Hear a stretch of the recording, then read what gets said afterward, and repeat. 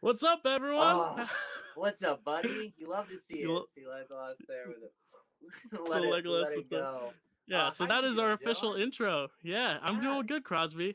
that's it. So welcome to our show, the Great American Film Off. We're If you're here, listening to us on podcasts, thank you for listening. If you're watching us on YouTube, thank you for watching. Let's introduce ourselves. I'm Dylan. and I'm Krosby. Tell us a little bit about yourself, Krosby. How we know each other, where we know each other from. So Dylan and I, we met in college, pursuing the same degree, and since then we have found that we are both cinemaniacs in our own way, and great lovers of film and of film debate, which brings us to tonight's program. Yes. So basically, how the show is going to work, for all you guys wondering, well, what is this? Are they going to start like punching each other? No, this is going to be very civil. We're going to keep it respectful because this is going to be a place where we push films up, where we push films up. We don't push them down. We don't. Exactly. I could have said that in an Arnold Schwarzenegger accent, but I didn't. Push things up and put them down. No, but yeah, it's going to be us, talking about movies we like rather than trying to take each other's down. But Exactly. as the title suggests, we will have a victor at the end of each episode. So we'll pose a topic. If you read the bio for this episode, you know what our topic is today. But we'll pose a topic. Krosby and I will each come with one movie that we think best represents the topic, and one backup in case we could run into the problem where we have the same movie, which we made sure for this episode we didn't. Then we will, yes. we will surprise each other on the air as to what our movie is. So we have no idea what each other picked. Correct. And then we will debate out according to a rubric. We have like 5 different bullet points. Which, Krosby, I'll let you go ahead and explain what our bullet points are going to be. But first, let's talk about the theme of our show, and that is movies that make you cry the most. I think it's what movie makes you cry the most. That's the actual question. What movie makes you cry the most? It's it's interesting because I think that each person interprets it a different way, because it could be, what movie makes you just cry a river of tears, or it could be what movie puts you in a place for like a week where you're just unstable. You're not to be left alone with in crowded rooms, or you might just start weeping, Right. and so we tried to come up with a bit of a rubric for this whole thing, starting with the MTJ award, most tears jerked. This will go to the actor or the creative who we feel played the largest part in making us well from our eyeballs. The second is, of course, what moment made you cry the most, because there is always a tipping point from onwards you say, okay, I've cried most of the tears I'm going to cry. 3, most relatable bystander. Who would be there crying with you outside of the main story? And then, of course, the ratio of tear to jerk. Now, that's a bit complicated, but in general, it just means, do you cry all at once? Do you cry different times throughout the course of the movie? And how high on the bar graph for each? Right, like how much time you spent crying versus not crying. Precisely. Which, yeah, and tearing up, it counts as crying, even if you're not fully bawling. I mean, like getting those tears, the water in the eyes, that counts. Exactly. If you have to blink and then like one rolls down, even if you're not crying fully, that counts. Right.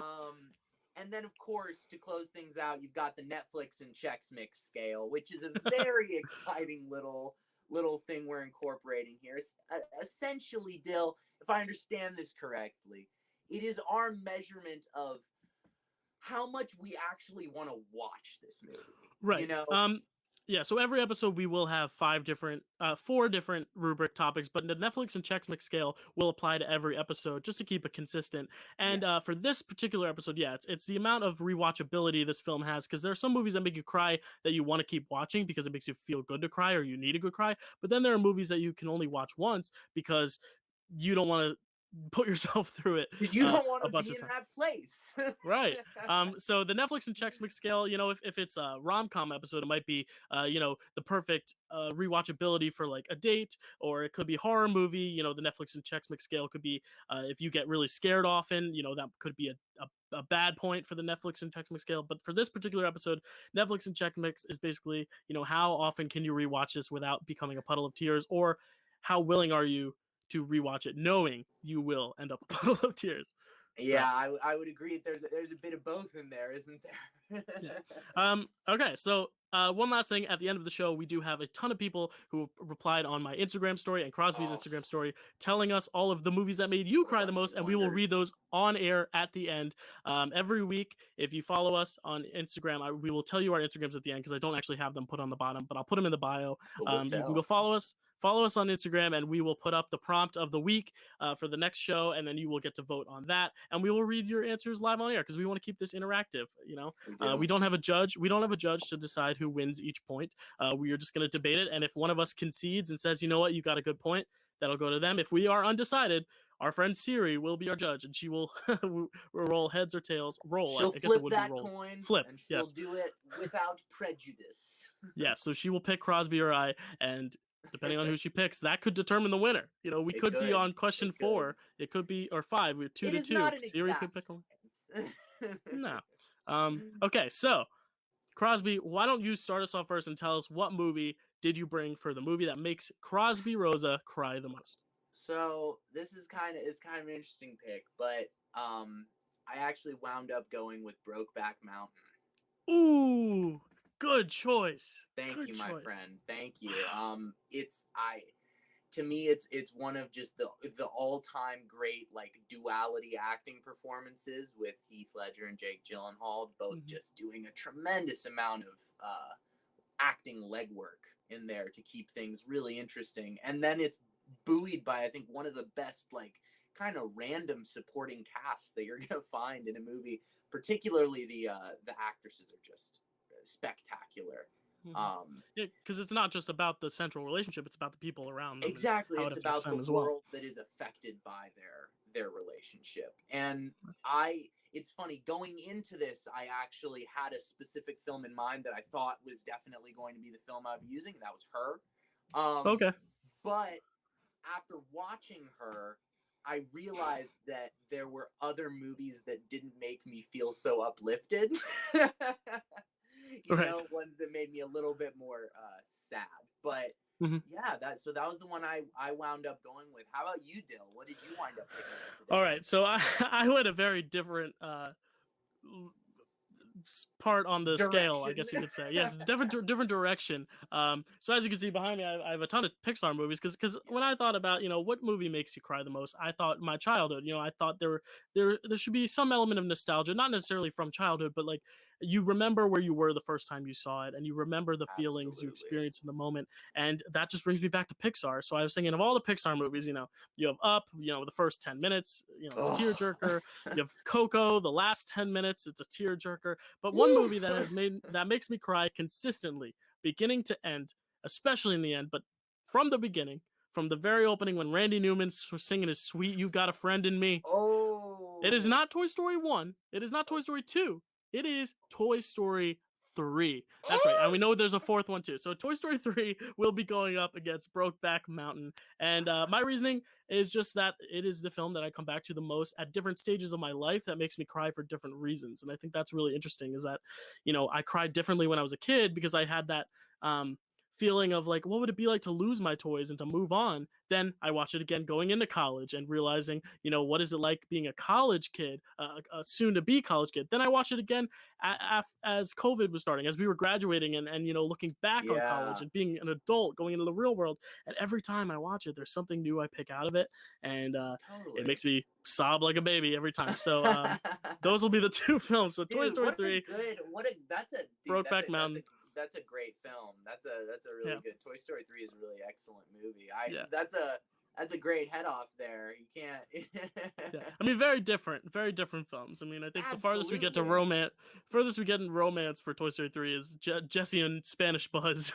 So, exactly. I don't think any of us will be forgetting. Right. So let's start it off strong with the MTJ Award. So we're gonna talk about most tears jerked. Krosby, why don't you go ahead first for this point? Fight for Brokeback Mountain.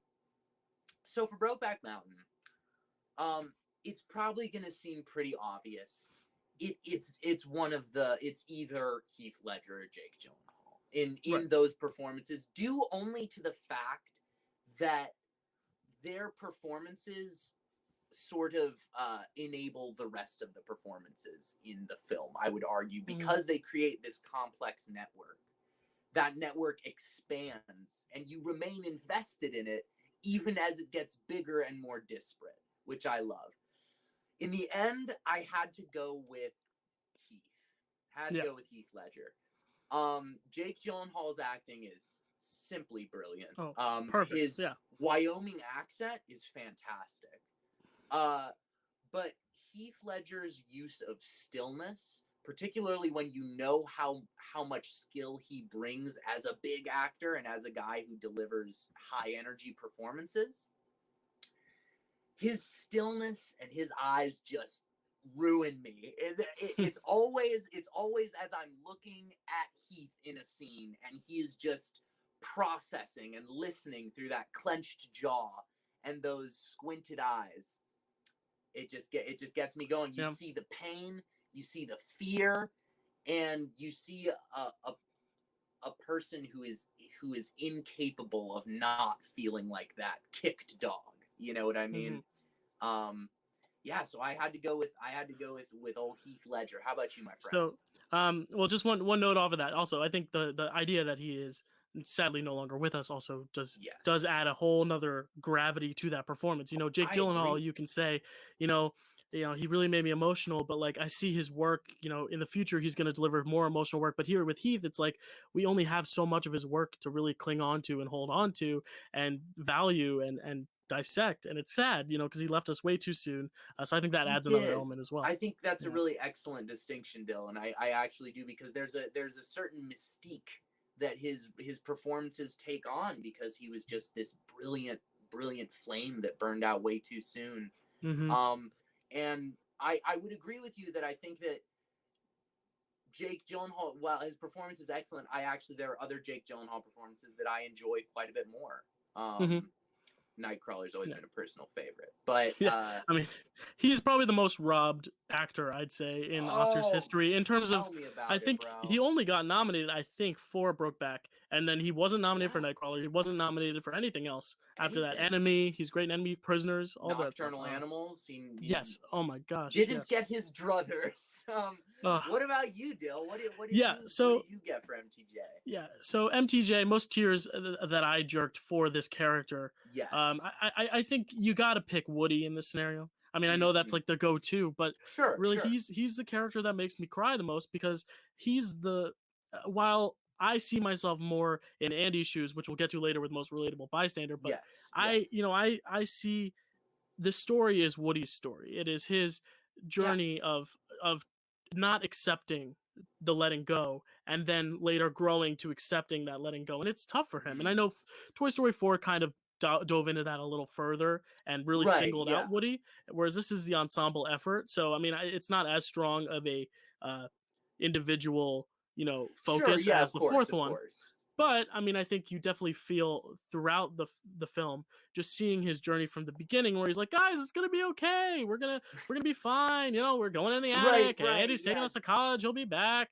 But then at the end, it's like, no, you know, we have to do what's right, and it's not right to just sit around and live in an attic. And he's the one who puts the sticky note on the box that says "Deliver it to Bonnie's house," and he's the one who's willing to sacrifice his own happiness with Andy to help his friends. And I think that's something that's so humane for something so inanimate. It's really impressive. And I think that's the thing with Pixar in general, is that they're able to make you feel this connection and humanity from people that aren't people, you know? Absolutely. Yeah. That's a really good way to put it, though. I think that's So now we got to decide who wins this point. Woody in Toy Story 3 or Heath Ledger's character in Brokeback Mountain. I think because of the ensemble effort of Toy Story 3, I do think Heath stands out a bit more in his movie than Tom Hanks's Woody does in Toy Story 3. I would agree with that, if only because, you know, the spotlight of the basically of all of Brokeback Mountain is on this secret that Jake Gyllenhaal and Heath Ledger's characters have. And because of that, you really only see the real raw moments of truth and honesty when it's the two of them. Right. And I would say that the amazing thing about Toy Story 3 is that the story like never stops. Like it never True. stops being told. And Woody is just a part of the story. You know what I mean? Hmm. He's the hero, but I would argue he even uh he causes the events less than in the previous two films. Right, because you've got so many other point of views. You know, you got Buzz's whole story and Jesse's whole story, Exactly. and even these new toys that you meet who are at Bonnie's house, and even Lotso. Lotso's the villain, but Oh, he does what have a his great own arc, villain. and he has a great emotional attachment to it too. So I think every character is True. going through their own thing, where Brokeback Mountain is so heavily focused on Heath. So I'm willing to give Crosby the first point ever on the Great American Film Off. So the score is 1-0. Wait, there you are. Oh, 1-0. Crosby, you are in the lead, but oh, let's get to this one because this one, okay. I think this is going to be a much more contentious one, I contentious agree. battle here. Yeah, like you guys see, I mean, this is not a hardcore grudge match fight. You know, No, we're no. uplifting each other's movies. We're not taking them down. But I am going to fight for this one here because I'll go first on this one. And the Tell moment that me. makes me cry the most is that incinerator scene when you see every single character. They are not human, but when they hold each other's hands and they have that look in their eyes, like this is it. This is the end. And the end of the film makes me cry too, just as much. But Sure. for this specific film, the moment that really just once it gets you, you just keep crying till the end. It is the incinerator scene where they're about to burn in the fire, and then of course they're saved by the three little aliens. And the interesting thing is there's no words said at all. It's all just complete silence of just them looking at each other and saying, you know what, this is it. Like there's literally nothing we can do.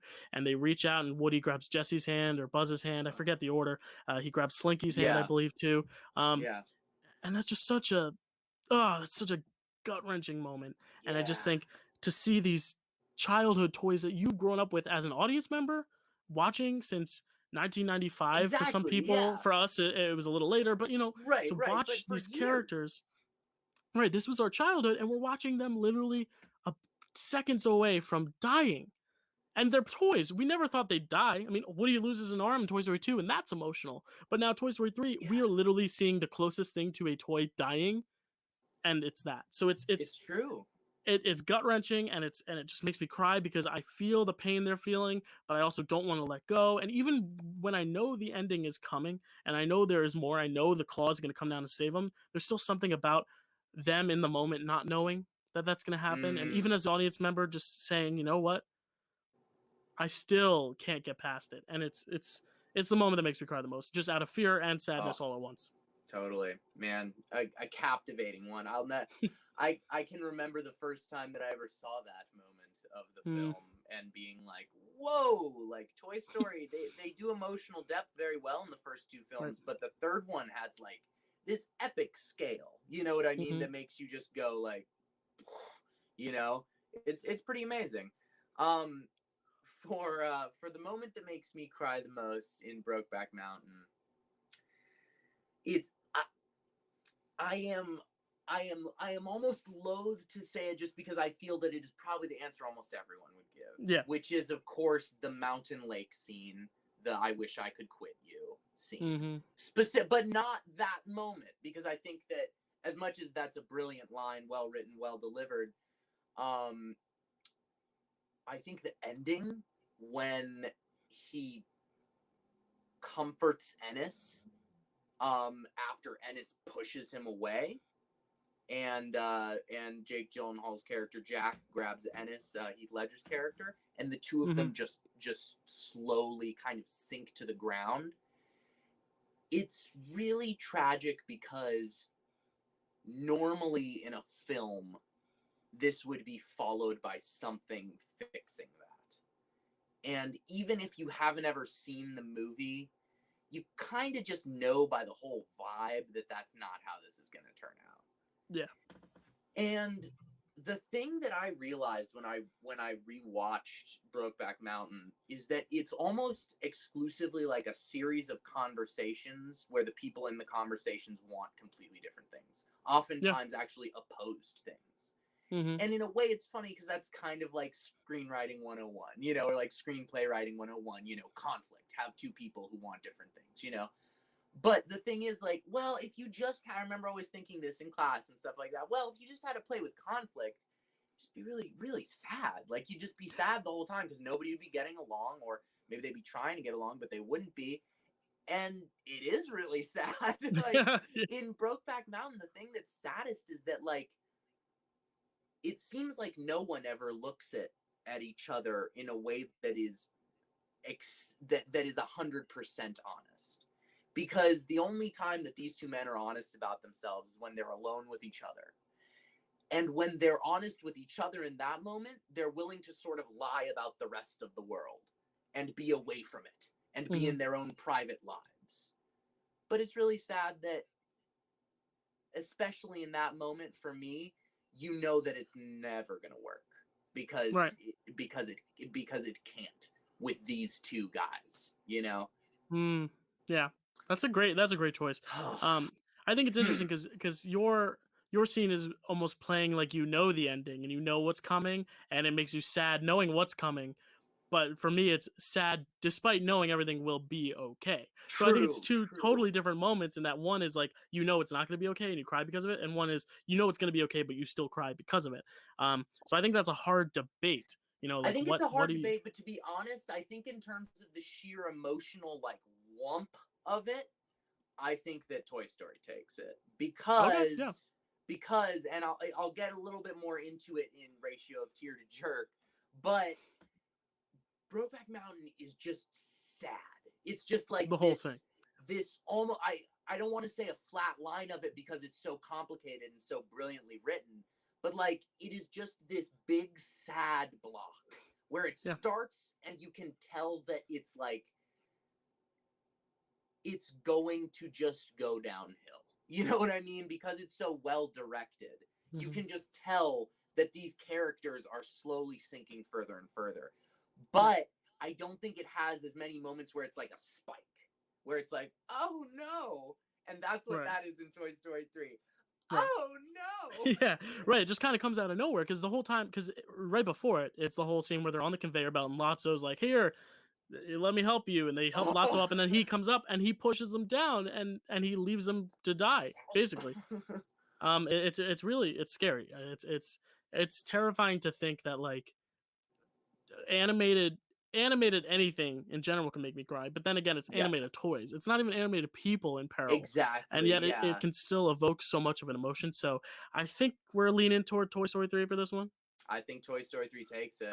Bing bang, 1-1, there we Bing, bing, bing, go. bing, bing. All right, so we're even match right now, so we're not gonna find out the winner on this question. So Oh no, let's see. Let's see. someone will be put in the lead for most relatable bystanders. Now Crosby, explain what this is again. This is the person that So we kind of see ourselves as, or yeah, it's basically just kind of the person where you're there, and if you were there, you'd kind of be in their shoes, or at least right. you feel that you would, given your personality, given the way you Mm-hmm. handle events. And how are we gonna award this point based on who we think is the most um I like think who it'll probably contributes be to it the sadness of it? because in a way it's also, I think, sort of the who is the audience bystander, like who's the Greek chorus. You know what I Right. mean? So I think that Hmm. we should probably take that into consideration when awarding the point.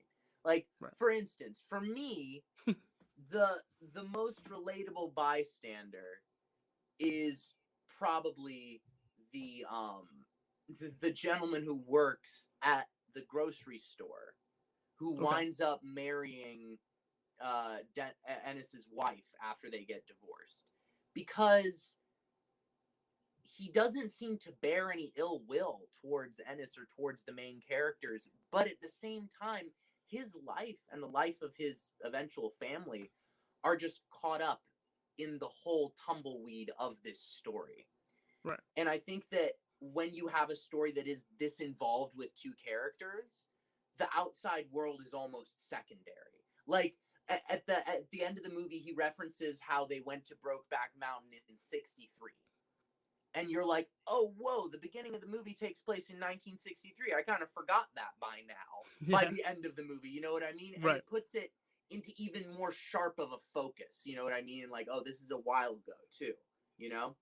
Um, How about you? Who did you Yeah. find to be most relatable bystander? I mean, I think this is kind of another, like the first one, a very cliche answer, but I think Sure. Andy is everyone's bystander Mm, at a certain point in your life. And I think the first time I saw it, it might not have necessarily been Andy from an age perspective. yeah. Um, but definitely watching it before going to college and throughout college and just in my early adulthood, I think I just see myself in Andy, and I see that feeling of, I haven't played with these toys in forever. Like I haven't Yeah. it's almost like a movie. You haven't watched this movie Totally. since you were a kid, but when you play the movie, it's like it just brings you back. And that's why I didn't want to make my moment that cried the most the ending, because this is kind of where I'm going to be talking about the ending, because I Yeah. think that ending scene is so powerful in that you are seeing Andy play with these toys with Bonnie as he's giving them away, and when he gets to Woody in the box, he almost stops for a second, and Bonnie reaches out to grab it, and Andy kind of tugs it away from her, and he's like, "Wait, no," and then she's like, "Oh," and he's like, "Oh, okay, I guess I'll give it to you." And there's that moment where it's like you're an 18-year-old kid, but you're not scared, but you're you know, uh, debating whether or not to give this toy away. And it's like Yeah, exactly. you haven't played with this toy in so long, but it's like this emotional connection to your childhood. And I believe in that Mhm. moment. I imagine Andy, and they're not going to do it because I think it would ruin the movie. But in Andy, I'm sure he's playing through his entire childhood. He's having those memories conjure up inside of him. And then Right. when Yeah. you have that sequence of them playing with the toys, and the music's just playing over. It's so beautiful because I had those moments, not necessarily with toys, but Of leaving for course. college Yeah.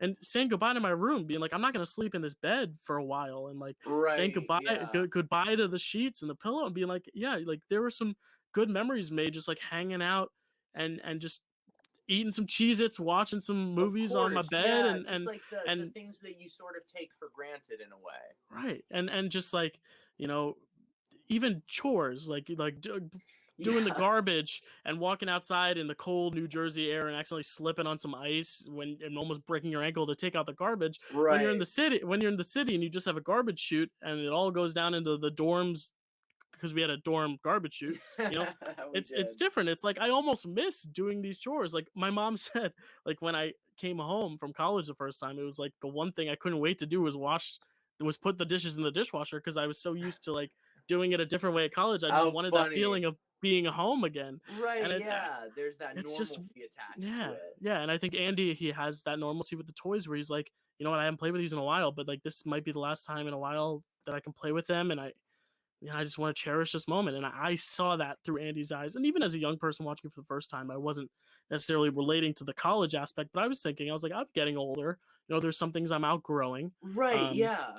and even our siblings and our family members, we sometimes outgrow in the fact that it's like, you're not going to always, sit and cuddle with your family every night. Sometimes Right. it's like, I'm going Exactly. out tonight. Like, mom, I'm going out. I'll see you later. And it's like, there's also that aspect as a parent, like watching your kids grow up. And No, of I think course. Andy is the epitome of the audience in that movie, just learning how to grow up and to move on, but doing it so gracefully, um, where you really feel that emotion. That's why I think for this episode, particularly, what makes you cry the most, being able to see yourself in a character's shoes, I think, is definitely one of the most important things in your attachment to it and the way it makes you cry.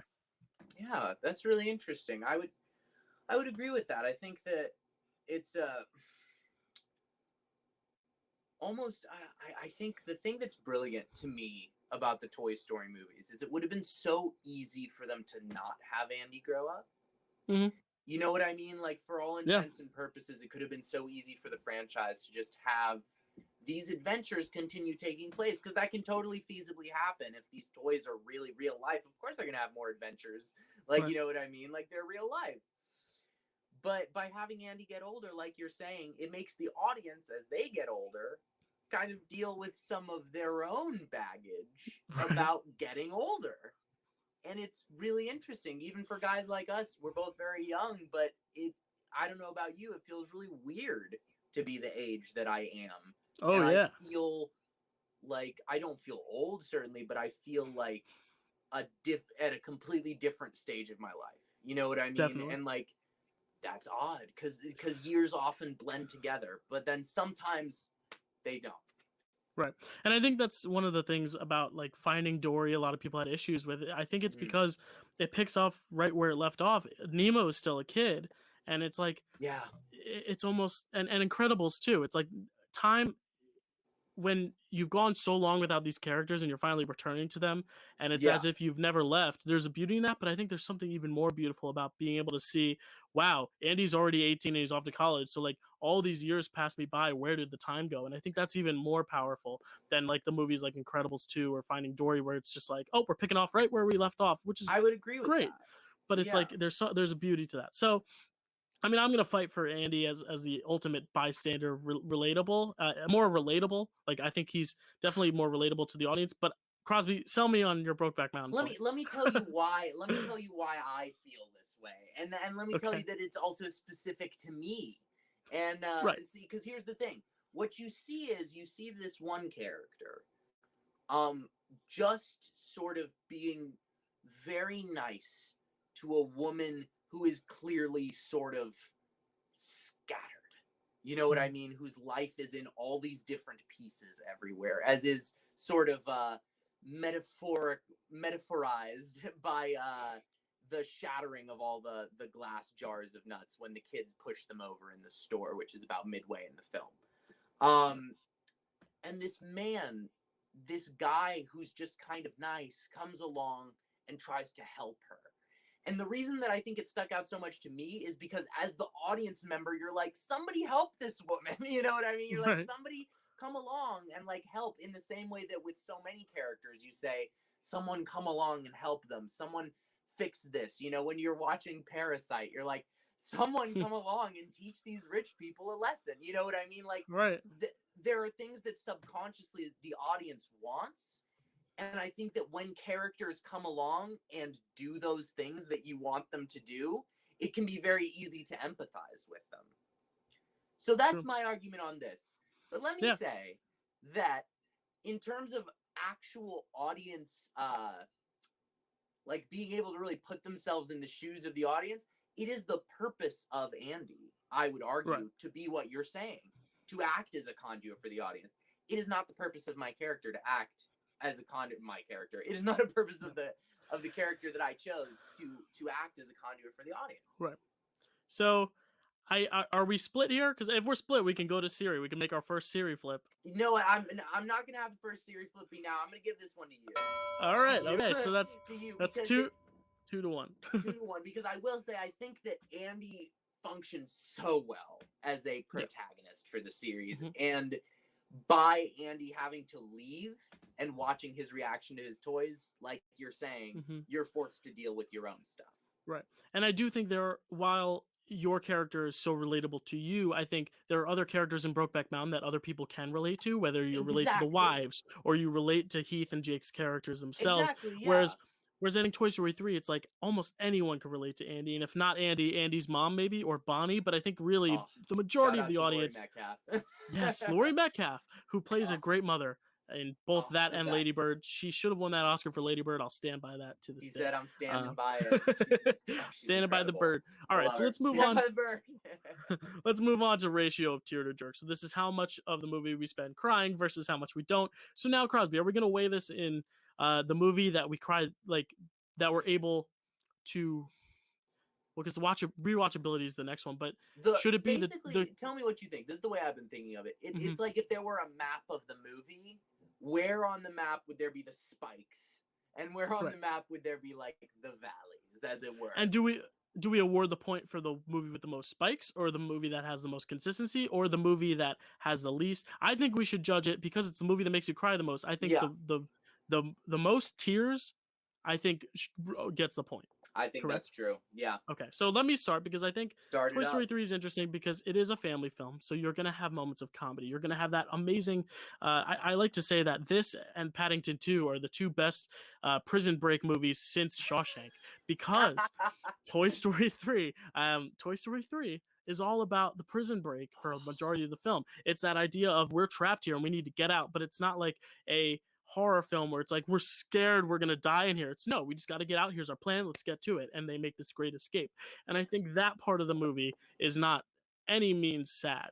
You know, it's sad that like Yeah, Lotso has stooped so low in his, and it's sad like watching Lotso as a character treat these characters so badly because of the stuff he's gone through. And that moment's great. But the whole middle chunk of that movie where you have Woody in the bathroom where he's running on the toilet paper and hiding in the bathroom trying to get out, and then he's flying through the air on that little kite, and then he gets his hat Thrilling. stuck. Like all of that is more thrilling. Exactly. So I Yeah. think this has the most like peaks, but when it isn't a peak, like when there's no crying going on, it's really the opposite. It's just it's a the good classic, time.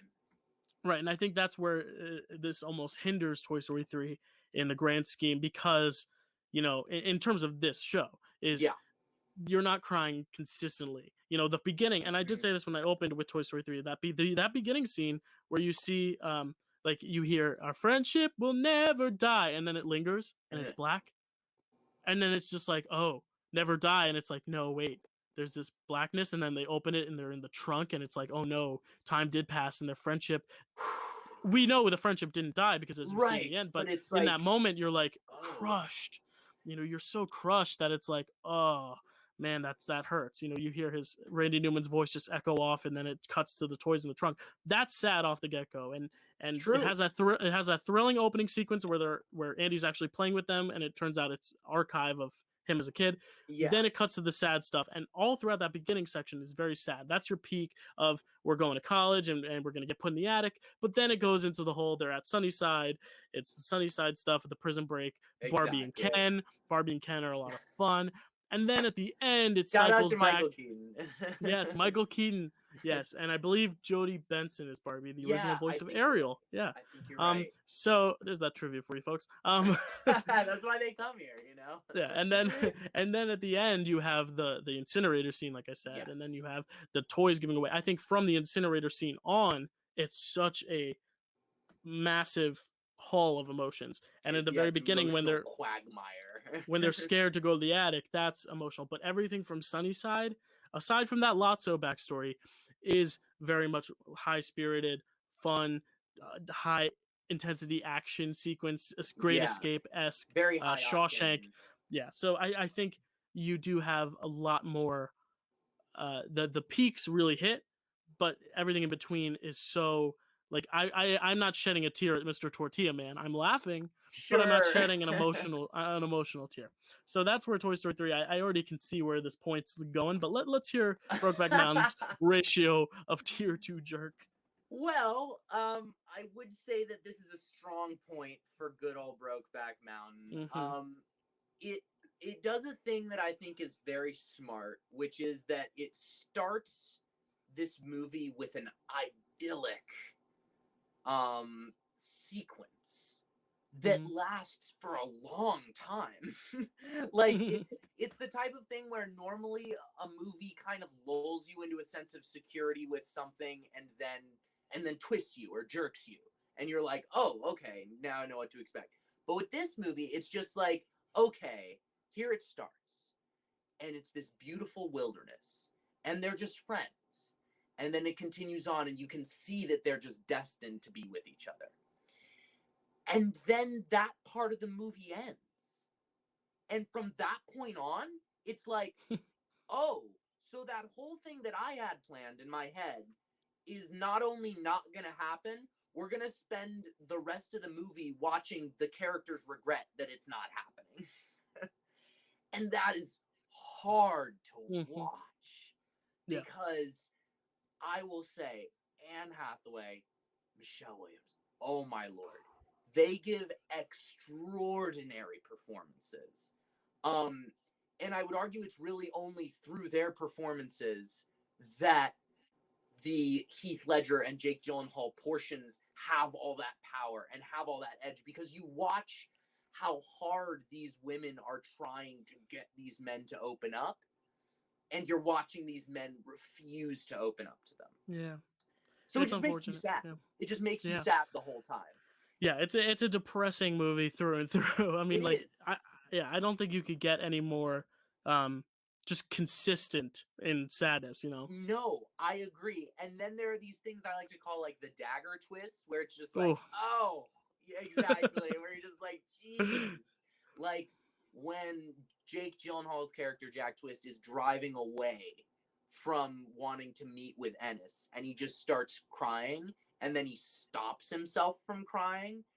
It is hard to watch because you're watching these people deal with emotions that they cannot deal with others. So they're only dealing with it on their own because at this time, you know, it's obviously so sad and so horrible, but it's such a, people saw this as such a shameful thing that it was intensely private. And I think that is where so much of the pain of this movie comes, is you're watching these guys deal with their private pain and you're wanting them to have anyone to help them. Yeah. And there's no one. Yeah, they almost say in like every acting class, it's like the scenes that make you cry the most are not when the actor is crying, but when the actor is trying to hold themselves back from the tears. And this is a great movie in the fact that like a lot of these characters have everything bottled up, and a lot of the emotion stems from not letting it all out, but trying not to and holding it back, because a lot of these lives, a lot of the film is based in like secrecy and not being able to fully express what you're feeling. And I think that's almost as hard to watch as people actually breaking down and crying, is watching them try not to and trying to hold themselves back and knowing inside. And it kind of goes back to that most relatable bystander part, where like a lot of the characters in Brokeback Mountain, almost everyone is relatable in some sense, not necessarily to each person equally, but everyone has some sort of attachment to someone in that movie, whether it be Jack and Ennis, or one of the wives, or like you said, the gas station guy. I mean, I think the amount of relatable characters in that movie and the amount of tears shed and not shed by them really adds to the amount of tears we shed as an audience member. I would agree. I think that to kind of go back to the original concept, I think it's sort of like a line, and then after you clear that initial part, it's just like, and like kind of sticks just at a like emotional hover of we're all not okay. I think the movies that are toughest to sit through are the ones that stay up here, rather than the ones where it's like, okay, I'm good, boom, boom. Yeah, and I think a lot of like that. You know, Infinity War and Endgame, a lot of people left out like that was the saddest thing ever, but it's like a lot of it was fine until the end, where it's just such an emotional high, and you leave with that emotional high. So I think part of Toy Story is you leave that movie feeling that sadness of a time past, and like we're moving on now, and there's a sadness, but there's also a bit of contentness to satisfied, to knowing that Andy is satisfied in his journey and that you're almost satisfied with him. And I think here it's like you don't necessarily end satisfied with Brokeback Mountain. So even through the credits, that scale is, the ratio is still up here. I don't know. This wouldn't be the ratio. No, totally. Yeah, because you also have to then deal with it. You know what I mean? You have to deal with what that means to you, because the thing that's amazing about Brokeback Mountain is, to me, it almost runs like the ringer of where a relationship can go. You know, so Jack and Ennis's characters hit these points where I think almost everyone who's been in a relationship, if they watch Brokeback Mountain, there will be a moment or two where they kind of say, oh, I've had a time where that has happened. I don't care if you're gay or straight or whatever. The characters have this depth that just makes you sort of, though they are alone in their world, it makes you feel less alone. Even though you're trying to pull yourself together and get your tissues out of your face, you feel that you're not alone in the cosmos. You know, others are struggling. Others have dark secrets, you know, that maybe don't define them, but they feel do. And I think you brought up a good point about the whole gay and straight thing, and I think that's a part where a lot of people were attacking the Academy for, was saying that they were not willing to, not everyone was on board with voting for Best Picture, because they felt, you know, it's a gay story, so I'm not able to relate to it. But at the same time, I think it does have a universal relatability. I think watching it as a straight person or as a gay person, I think you still get a lot out of it, and I think that's the beauty of the film. And I think a lot of people who just knock it as, you know, it wasn't for me, you know, I couldn't relate to it because I'm not gay or whatever. It's like, no, that's not the point of the movie. And I think that's why there was a lot of problems with that Oscars ceremony, is that they were willing to award Ang Lee the director prize because it was like, no, it was a beautiful movie, you directed the hell out of it. But we're not going to vote. Yeah, exactly. Like, but we're not going to vote for it for the Best Picture. We're not going to vote for it for the Best Picture because, like, no, I mean, it's not our movie. You know, we're not into like the gay movies. I think that's a terrible reason not to vote for it. And if that was the reason, if that wasn't the reasoning, fine. But I think a lot of the reasoning, especially 2005, it was not the thing. It was 2005. Yeah. It's not today. You know what I mean? Like, and it's sad. It's sad. I mean, we see Moonlight winning in 2016, and that's huge. Exactly. That's huge. And I wish more people in 2005 were open to it, gay or straight, I uh, agree. to this idea of this love story, and not having to make it's a love story. It's not. It is It a gay is. love story, but it in the grand Well, no, but at retrospect, the it's a end of the love day, story. that's what it is. It is a complicated romance, but it's a romance, you know, and Hmm. it's. I think that's the thing. The first time that I watched Brokeback Mountain, and I'm straight, but the first time I watched it, I was just like, wow, what a deeply affecting film. You know Yeah. what I mean? Like a film just about two people who want to be together, but will not be. Hmm. And like that is a thing that we all know that we have and will continue to experience in our lives. Gay or Like straight, gay or straight, exactly, you experience the regardless of same things that. Yeah. whatever your orientation is, regardless Exactly. of what that is, you will go through times in your life where you love someone a lot and then you guys go to different places. And that's hard, but it's honestly a lot harder if you never go to different places. And throughout all that time, even though you guys don't wind up together, you maintain this connection that almost makes it impossible for you to have those other connections in your life. And Exactly. it's I mean, I think it's just a brilliant piece. I think it's just got Hmm. almost everything. It's got, you know, it's got it does have the romance. It's brilliant. It's got so much tragedy. It's, you know, there are bits of the movie that'll make you laugh because they're just so honest, you know, Yeah. and But even in the laughter, there's still that overarching oh, gray it, cloud. exactly, that's the thing. You're never out of the gray cloud with I mean, the Brokeback Mountain. ratio it dips a little bit, but there's a magnet pulling it up. So I Yeah, think exactly. we're very clearly giving the point here to Brokeback Mountain, which means it's coming down to the one and only Woo! Netflix and Chex Mix Oh scale my as to goodness. which film is going to come out victorious as the movie that makes you cry the most. And again, this is a very personal episode. This is a very It is. It is. It is nostalgic. less objective than even our Yes. generally not objective And things. we'll at the end of the show we'll talk about next the show in 2 weeks that we'll be doing, and it's it's Yeah. a very much more not I shouldn't say less opinionated because everything's an opinion, and that's the thing about the show is it's all Yeah, opinion. of course. There's no right or wrong. So Netflix and Chex Mix, how rewatchable is it? And I think in the sense of the movie that makes you cry the most, we have to factor in, does the fact that it make you cry so much, does that make it less rewatchable? And does that get you the point? Or do you get the point for still making you cry, but still being able to rewatch it despite the tears? And I think that's something we have to decide. Yeah, I think that just realistically it's Netflix checks mix scale. It's one of the only things that's saying decently consistent. I feel like it should be, even if it makes you cry, do you want to keep watching it? You know, or Okay. at the very least, do you want to like when you get to that last 15 minutes of the movie, do you push through? Do you finish it? You know what I mean? Right. Or are you just too drained, you know? So I'll start with that. I think Toy Story 3 definitely has rewatchability. I think you are Mm-hmm. able to pop it on any time of day. Now, the thing is, do I want to go through that last like 20 minutes every time, every day? If I had to watch this movie every day, it would end up getting tough, but I do think Absolutely. this movie is meant to be rewatched, not necessarily a lot at once. There are movies Mm-hmm. like even behind me, like Monsters Inc., Finding Nemo, that I think like Yeah. if you have a kid and you put it on for them a couple times a week, they're gonna eat it all up. But Toy Story 3 is Right. something that you don't necessarily have to watch a lot at one time, but I think you have to Yeah. watch it periodically throughout your life as almost like a check-in. As as a kid, how does this make you feel? How do you relate to it as an adult? How do you relate to it as a older person and a senior citizen? How do you Yeah, relate to exactly.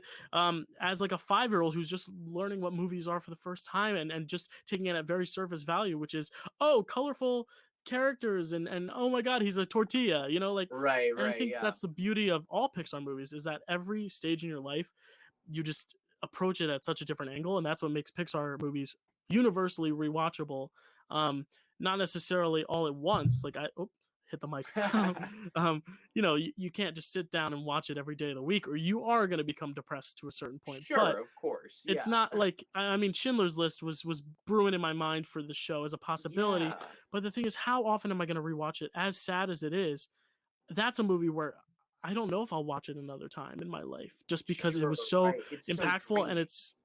it's draining, it's long, and it sticks with you to the point where you've seen it once and it's ingrained in there. Whereas Toy Story 3, I find different things about it every time, and I'm willing to rewatch it because those highs of not crying aren't as hard to sit through And Yeah. even the stuff that makes you cry at the end, you're like, oh, well, that makes sense. So it feels right.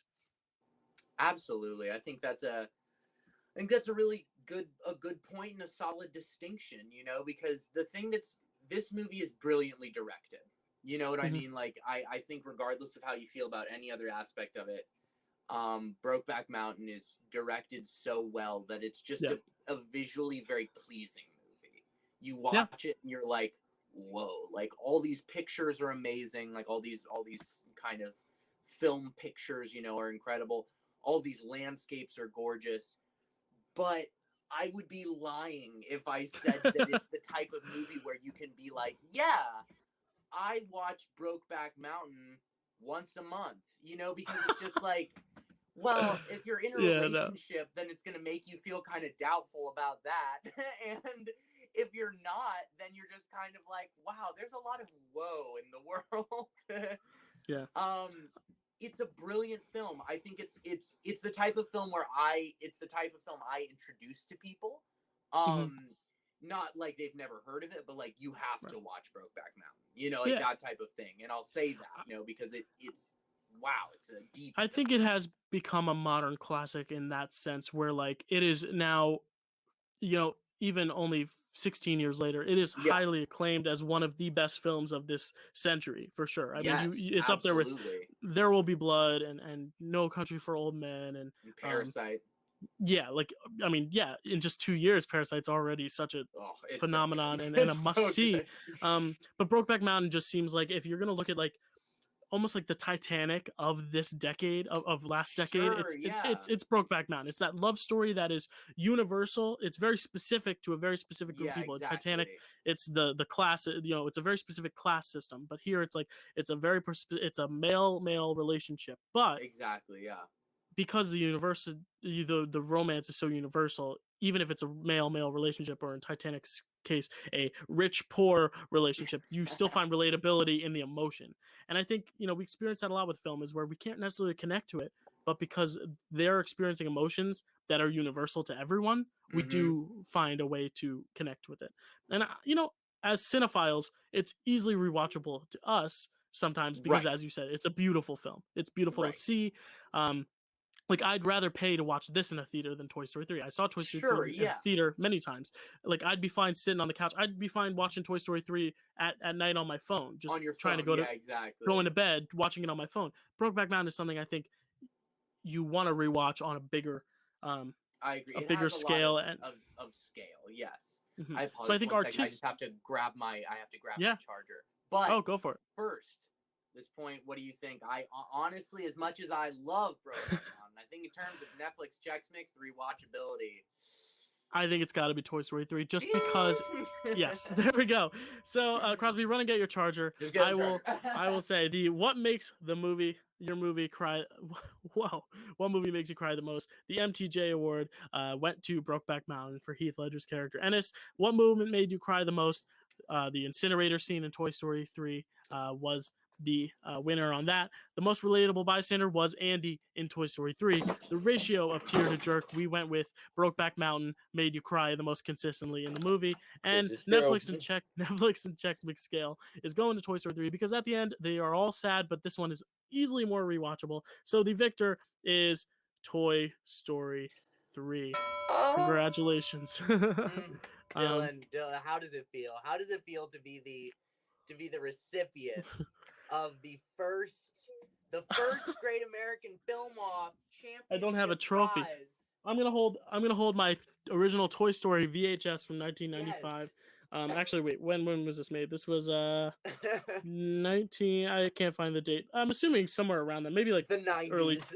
early 2000s. Hold on. They do not have a date on this thing. That is so weird. It's timeless. 1995. 1995. 95. Wow. Yeah, so I have a VHS from 1995 as my trophy for this Oh. episode as a winner of Toy Story 3 being the movie that makes us cry the most. Now, as always, we will be sharing what you all on Instagram responded to us as the movies that make you guys cry the most. Because here's the thing, we are just two people, and film is Just subjective. a couple of guys. And this specific topic is so specific and so subjective that I feel like it'd be unfair to just say point blank that these are the two movies that make us cry the most. Be So stupid. I will not say last names because I did not have everyone sign off Sure. saying they were comfortable with it. So the waivers are in the mail. but Krosby, you might recognize some of these names, and sure. if you sent these in, you will know who you are. So first, my pop-up said "To Each His Own," which is a movie I think from the 30s or 40s. I have not seen it, but pop-up, thank you. I will check that out. Very cool. Hannah says Atonement 1000%. So Atonement is another one. Interesting. Okay, sure. Jordan says Click. I love that movie as well. Adam Sandler, Click? very good choice. Oh, I'm dead. That's good stuff. This is a friend we both have. Mitchell says Coco. Julia says solid choice. Julia says Jojo Rabbit. My mom says Up or Philadelphia. Two great performances. Ooh, wow, that's a good. That's like a today face off. I was gonna say Philadelphia and Toy Story 3 are two really great Tom Hanks performances. Hope says An Affair to Remember and Coco. So there's another vote for Coco. Oh, another Coco. Let's see. Jillyfish says Armageddon. Hannah says Me Before You. Liv says Beautiful Boy and Pride and Prejudice. Lily agrees with me. Toy Story 3. Toy Story. Mel says The End of Toy Story 3. Specifically. Ray Cha Cha says Marley and Me. Oh, that's a sad one. That's a sad one. Emma says Inside Out and About Time. Lori says Saving Private Ryan. Recent pick is Soul. And Disney, Lion King, Up, Moana, and Coco. So Lori gave us lots of examples. Damn, that's a comprehensive list. Connor, we both know Connor. Yes. She said, I have several. Movies make me a weepy mess, but About Time and or Inside Out / Perks of Being a Wallflower. Oh, some Wallflower. That's really funny great stuff. Somebody else also said About Time and the first two. About Time and Inside Out. And Inside Out. Ben says The Return of the King. Good choice. We all love that ending. That makes us one, my friends. Dominic, we both know Dominic says Onward or A Star Is Born. We know Dominic's a big fan of Lady Gaga. There's your shout out, Dominic. Sure, absolutely. And then last but not least, my sister Nina says Toy Story 3 When Andy Leaves, 5 Feet Apart, or Titanic because Leo is just so cute. Oh, and he is cute, and he gets frozen. So thank you, everyone. Thank you, everyone who sent in a response. I mean, so many great responses. So for the next show, we will announce in just a second what the next show is, and we will tell you our Instagrams so you can follow us and let us know what your movies are. I will post stories a few days of the week and leading up to the show, and you guys can tell us what you guys think are the choices you would have for that movie. But before I do, there are some handles on the bottom if you're watching it on YouTube of places you can find us. You can find me at Dylan_Randazzo on Twitter and here at the Dill Pickle Movie Network if you're watching on YouTube. Krosby, tell us about Twitch. You can find me streaming 3 nights a week on twitch.tv/RiceCrosbyTreats, or you can just look up Rice Crosby Treats on Twitch. Right. Yeah. Right. And our Instagrams, mine is Dylan_Randazzo64, where you can find our poll that I will put up for you to tell us for the next week's show what your choice is, and we will read them on air. First names only. Don't worry. So our next show, which will be in 2 weeks because we're going to do this on the first and third Friday of every month, is, do you want to say it, Krosby? You say it. I'm doing drum roll. Okay. Mid-2000s DreamWorks films. So DreamWorks animation, right? DreamWorks animation? Yes, DreamWorks animation. Correct. Great. So we will be pulling from all those great films that came out. What time? Around what range of years would you want to say? Well, I was thinking maybe 2000, 2005 to 2015 or 2014, like that chunk of time. Late 2000s, early 2010s. Great. So we will put out on Instagram in a few days, I guess. In a few days, we'll put out a poll. It'll be a question, and it'll say, what is your favorite mid-2000s DreamWorks movie? And you can sound off what you think. And we will come to the show. We will have 2 movies prepared because in case we both happen to bring the same movie, we will have a backup to fight in case. And because I won this round, Krosby will be Krosby, whoever loses the fight before will be the first one to present their movie next week. So Yes. Krosby, you will get the first pick. So if you say my choice, I will have to fight my runner-up. It's okay because I will have 2 great movies to fight if that's the case. Or we'll fight our number ones and they'll be great. Cannot wait to talk about DreamWorks next week. Everyone, thank you so much for joining. Krosby, any last words? Oh, Dylan, it's always a pleasure. It's always a pleasure, dude. All right, so I'm gonna play out this theme song. We'll chat afterwards, Krosby. But yeah, thank you for watching, everyone. We'll see you next time. See ya.